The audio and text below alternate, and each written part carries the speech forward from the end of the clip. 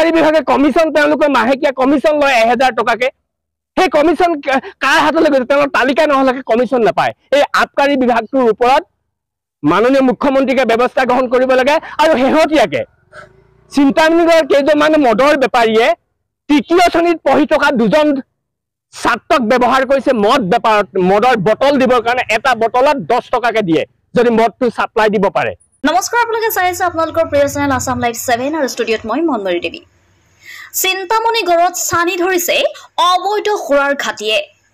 তিয়ক আবকাৰী বিভাগক মেনেজ কৰি অবৈধ খুৰাৰ ঘাটি চলাই থকাৰ গুৰুতৰ অভিযোগ শিৱসাগৰ জিলাৰ সীমামূৰীয়া চিন্তামণিগড়ত সানি ধৰিছে অবৈধ খুৰাৰ ঘাটিয়ে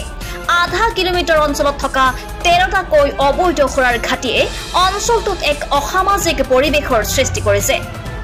অবৈধ খুৰাৰ ঘাটিৰ বাবে কেইটামান দিনৰ আগত খুৰামত্ত ককাইকৰ হাতত প্ৰাণ হেৰুৱাইছিল মেধাৱী ভাইকে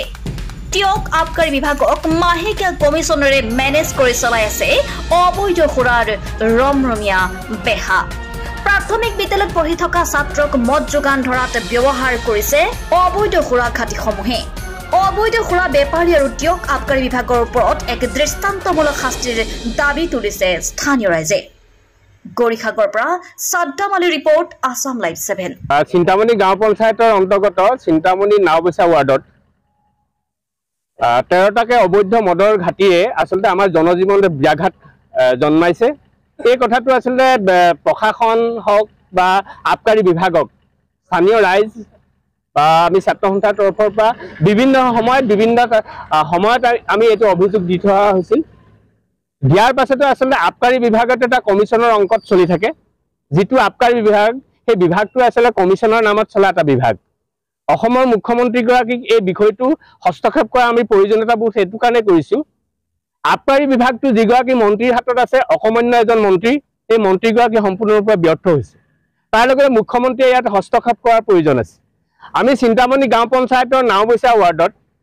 যোৱা 11 ছেপ্টেম্বৰ তাৰিখে খাটুৱাল গাঁৱত এজন উঠি হোৱা মেধা সম্পন্ন যুৱক যিজনে মানে হাইস্কুল শিক্ষান্ত পৰীক্ষাত তিনিটা বিষয়ত লেটাৰ সহ মাৰ্ক লৈ উত্তীৰ্ণ হৈছিল হায়াৰ সেকেন্ডাৰীত ভালকে তেওঁ উত্তীৰ্ণ হোৱাৰ পাছত ককায়েকৰ দাৰ ঘাপত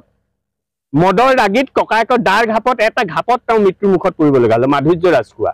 আৰু যিখন দোকানত মদ খাই তেওঁ আহি হত্যা কৰিলে সেই মদৰ বেপাৰীজন আজিলৈ এই অঞ্চলত মুক্ত মনে ঘূৰি ফুৰিছে অকল হত্যাকাৰী নহয় আসলে উচ্চতনে কোনে দিছে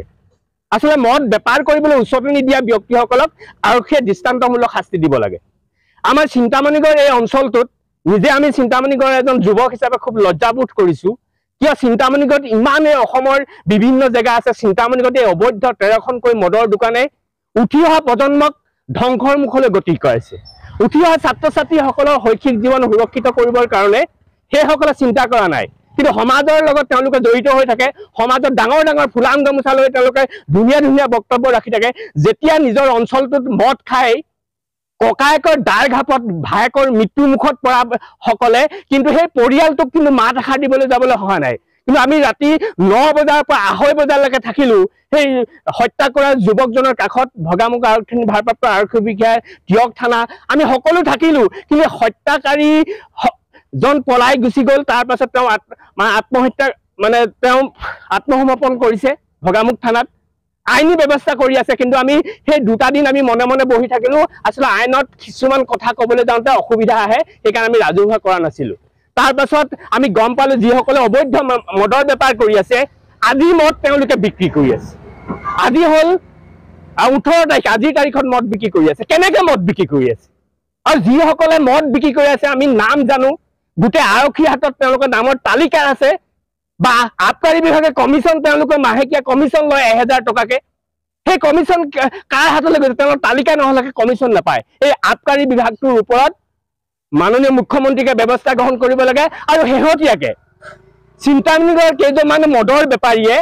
তৃতীয় শ্ৰেণীত পঢ়ি থকা দুজন